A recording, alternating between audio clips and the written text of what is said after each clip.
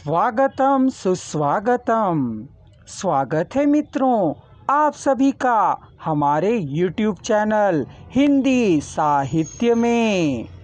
स्वागत करता और आपके मंच संचालन करता है टी निरंजन। मित्रों, जैसा कि आप सभी जानते हैं, साहित्य और समाज की काफ़ी अरसे से चर्चा चलती आ रही है। यह अविश्वसनीय लग सकता है, किंतु यह एक कटु यथार्थ है कि साहित्य में व्याकरण, लोक व्यवहार, तर्कशास्त्र, कोश आदि का चित्रण आवश्यक ही नहीं, अनिवार्य है। मनुष्य स्वयं के साथ साथ समाज के स्तर पर जो कुछ विचार करता है, मनन करता है और भाव के स्तर पर संजोया करता है, वही सब शब्दबद्ध करना यानी साहित्य कहा जाता है। अंततः व्यष्टि की अंतःबाह्य दृष्टि और लौकिक पारलौकिक भक्ति समाज को अर्पित करने से साहित्य और समाज का संबंध उजागर होता है। इसमें मित्रों दो मत संभव नहीं है कि साहित्य का केवल मकसद सभी का हित करना होता है। भाषा के लिखित रूप को साहित्य कहा जाता है, यह भी सही है कि ज्ञानवर्धक तथा उपयोगी सामग्री को ही साहित्य कहा जाता है।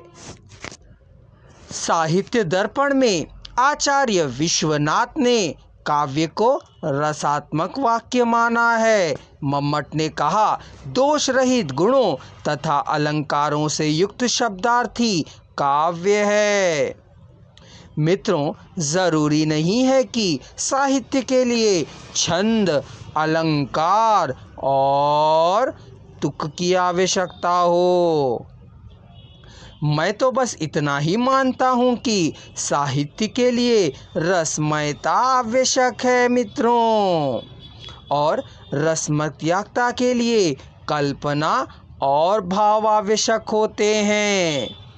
साहित्य में सत्यम शिवम सुंदरम की भावना होना निश्चित ही उपयुक्त है। साहित्य जितना उन्नत होता है, उतना राष्ट्र भी उन्नत होता है। साहित्य से संस्कार निर्माण होते हैं। मनुष्य के अनुभूतियों की खान साहित्य में होती है। भूत, भविष्य और वर्तमान की तस्वीर साहित्य में हो सकती है।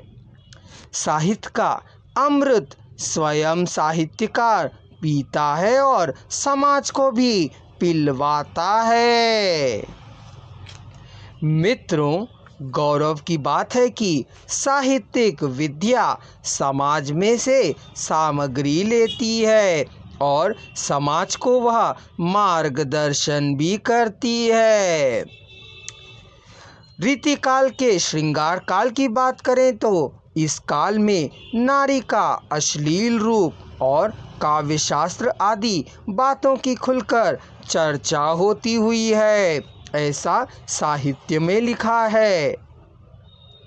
फिर छायावाद, प्रगतिवाद, प्रयोगवाद, हालावाद, नई कविता, मानवतावाद आदि औद्योगिकीकरण, नागरीकरण का परिचय देने लगे।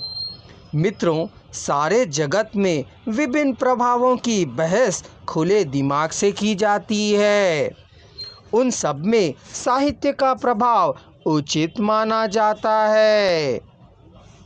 हम सिर्फ इतना ही सोचते हैं कि हमें ध्यान में आता है कि साहित्य और समाज एक दूसरे पर निश्चित रूप से उपकार करते हैं। दोनों ही मानव की भलाई चाहते हैं।